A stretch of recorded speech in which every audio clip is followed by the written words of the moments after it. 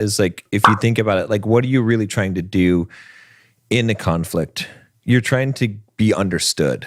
Right. And that's why the defensiveness is such a slap in the face, is because it's sort of... But that's why it's also there, right? Yeah. Because you're trying to express where you're coming from, but it's defensiveness, right? Like you're trying to be understood. Understood, yeah, on both in that sides. moment as well, too. So what's really got to happen is that the one person who, let's say that they're bringing up a harm or something, that person has to be met with zero defensiveness so that they can just be understood. Even if they're doing it in the wrong way and they're expressing their emotions, there's a degree to it. Obviously, you shouldn't be calling people names and doing stuff. But if you say things in a way because you feel emotional about the thing and you're expressing it without that person being defensive so that they can just understand you. Mm-hmm. And then once that understanding has happened and it's like, okay, I empathize with what you're saying, and not even, you shouldn't have said it like that. You just forget about that for a minute and say, okay, I get what you're saying. I understand that. I understand you feel that way. I understand you not at all trying to explain why just listening. You did. Yeah, just taking it all in, then just letting that person have their minute to feel understood. Right. And then the tables turn, and now instead of defensive, now it's like, by the way, also, I didn't intend to hurt you. Here's how I feel, and here's what and then if, again, the same courtesy is exercised, then you both end up being understood. Because the conflict is happening when this person is like, I need to be understood. And this person's like, no, you don't understand me. And it's like, no, I need to be understood. And it's like, no, clearly now you don't understand me. And you're going back and forth. And all you're trying to do is to get the other person to understand you. It's like, I'm not trying to harm you, but you harmed them by trying to tell them about how much you're not trying to harm them. And, and again, this is, I'm sure this is a familiar cycle, because it's where I'm at when I'm in a conflict. I'm like, I'm just trying to, if you could understand what I'm saying, then you would see how, that I don't mean harm. That's where everyone's coming from, though. Exactly. That's where everyone's coming from. Yeah. But they also say what exactly you just said too, is that one person should talk and the other person should listen. Right. And then once it's totally done, then the other person can talk and the other person listens. Yeah. Which we don't do that a lot of the time either. So like, we're not perfect. Right.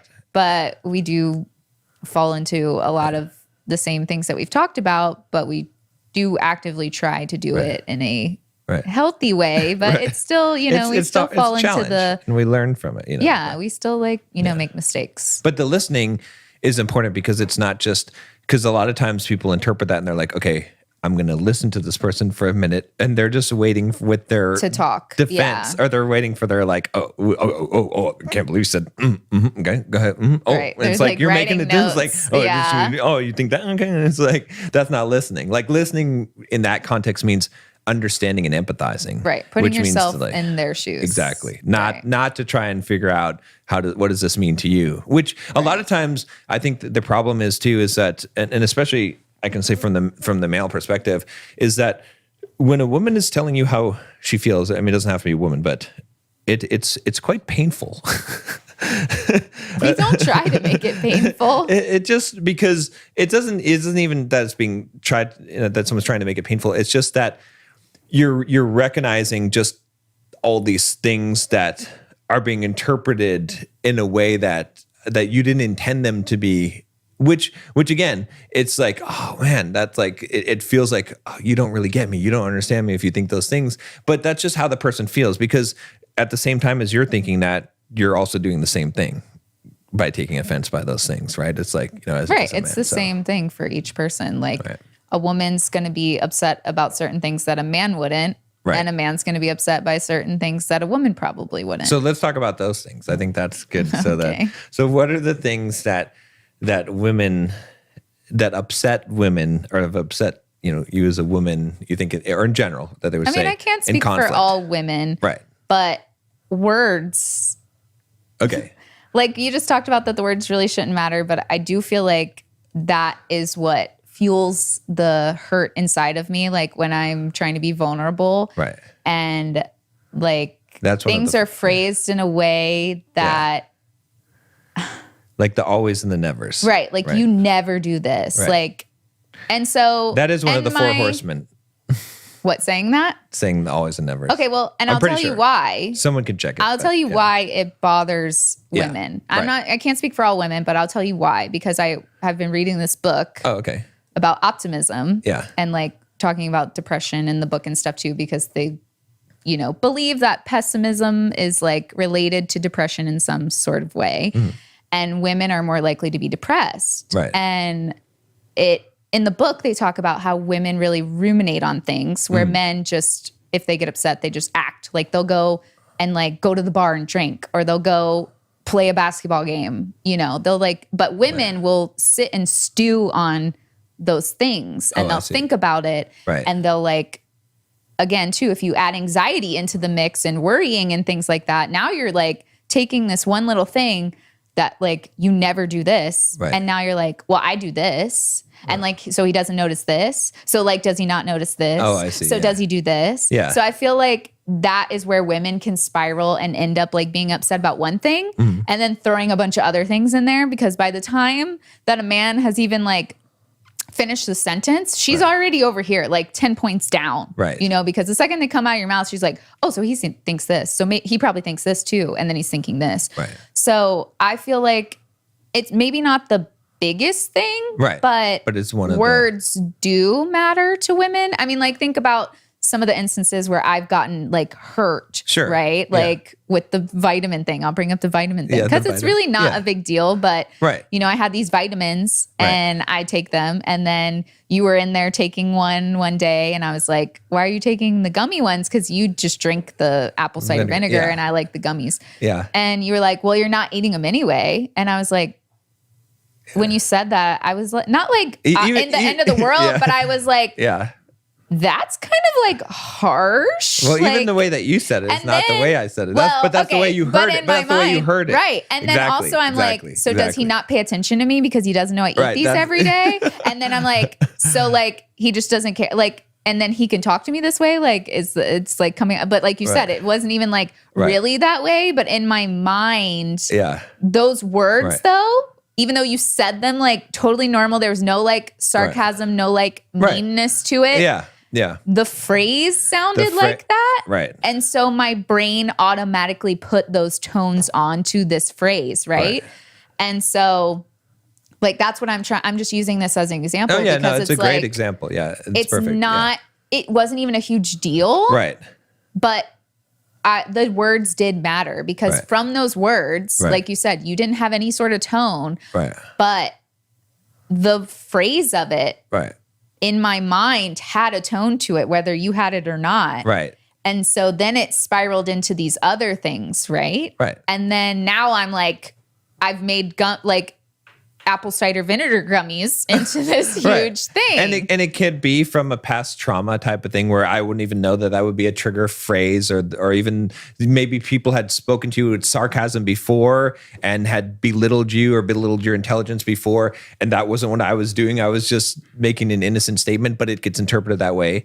Right. But what actually, you know, I think it's great that you brought up that example, because when I think about, you know, how do you handle that conflict? What makes sense in that case is because you could say, like, someone could make the argument and say, well, you know, you shouldn't take offense to something, how it's being said, because you know that your partner doesn't probably mean it that way. They're just expressing it. In this case, it's not even expressing emotion. But the other thing about that, I think, which is more universal, right, which applies, is the fact that, look, when I said, you're not even taking them anyway, you couldn't really control the emotional response that happened. Like the physical response and what you said afterwards, you're in control of, but you felt a way about that. And you didn't, it's not your fault that you felt that way. It's just, and whether it's ridiculous or not, it doesn't matter if it's ridiculous or not, because it could be that, you know, you have a thing about corn and someone says the word corn and it just brings back memories of wiping your butt with corn. You know? What? Corn cobs, you know, the corn. Remember when we looked up that people used to wipe their butts with corn cobs? This is a thing. It's a weird, look it up. You're right. It's weird, but it's, but whatever. Come from, you had some kind of trauma behind that. Like, you can't control that brings up a trauma to you, right? And I couldn't know it necessarily. So what it comes down to then is this idea that what has to happen is that the empathy has to be there. So even if I meant it completely innocent, and I did, and I did now, right? Yeah. I could get upset at you and I could say, hey, look, why are you getting upset about this thing that's not a big deal? Like, do you think that I'm a bad guy, that I would mean this bad? Which I think in that moment you did respond I did respond like that. I messed up. Let's be clear. Okay, no, I'm not trying to say that, but I'm just trying to say like what you're talking about actually did happen in that instance. It did. Because that's the thought, that's a defensive, right? Because it's like, hey, I didn't even do anything wrong at all. And it's like, it was an extreme defensive on my part, because I was like if you say something to someone, if you express a hurt and they misinterpret it, and then you're defensive about it, because it's like, okay, that's a reasonable misinterpretation, right? Or they're offended by the thing, and then you could be defensive. But I said something in my mind that was totally innocent. We weren't even in a conflict. I wasn't even upset at you. You weren't upset at me. And then all of a sudden you're upset about this thing. So I was like, okay, well, let me defend myself. Let me say what I actually meant. And I was even just trying to say, hey, it's just innocent. I didn't mean anything about it, but where I'm getting, you're going to like where I'm getting to. So I know it's a little, think I'm not? You will, like, just looking at the look on your face. But the point is, what I'm saying is that your response to that was an involuntary response of hurt, whether I meant it or not. Whether it's absolutely ridiculous, like wiping your butt with corn, or not. You just want to throw that in there as many times as you can. So the proper response from me, which I didn't do in that case, is just to be empathetic about it. It's like, hey, and especially as a man, okay, because this advice applies more to men than to women, is that women are going to be emotional about a lot of stuff. We're emotional. A lot of stuff that doesn't make any sense, and it's not personal to you. She could literally just be that time of the month and going through very high estrogen or low estrogen levels, and she'll cry at a Hallmark commercial or some kind of thing. I mean, that could happen at any time. At any time, but something very small could. So there's a lot of. To a man, it's small, but with being more like emotional, like we are more sensitive to those type of things, like to anything really. So it's like. That's part of being emotional. Like being emotional is sensitive. Right. Exactly. So like the gummy thing, like I was more sensitive to the thing that you said. Right. Just because like you said, it could have been some trigger thing, and it probably is to some degree. But also I'm just like more sensitive. I'm more emotional, and I like wanted to tell you how I felt about it. And there's nothing wrong with that. And that's the thing But I think men often too like can't.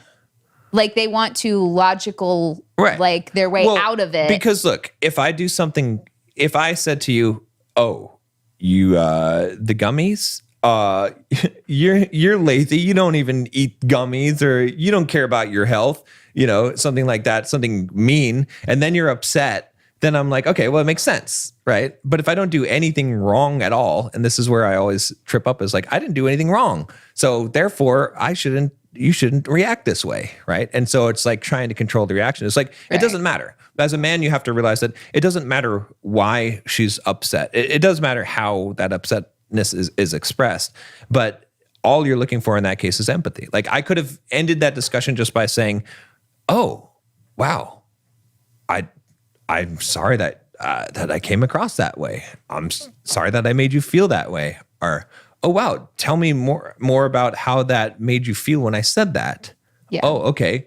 Oh, that you felt like that because of that? Oh, wow, I understand. I wouldn't want to feel like that. I wouldn't want to make you feel like that. No defensiveness, no explanation for why I did it, or I didn't mean anything by it. Because the default for men is to say, oh, I didn't mean to do that. I didn't. Right. Which it's such a subtle difference between saying, oh, wow, I'm sorry that you feel that way. I'm sorry I made you feel that way. I'm sorry even that I said something that caused you to feel that way, or I empathize with your emotion, as opposed to, I didn't mean to do that. That's not what I'm trying to do. It's like, I didn't do anything wrong.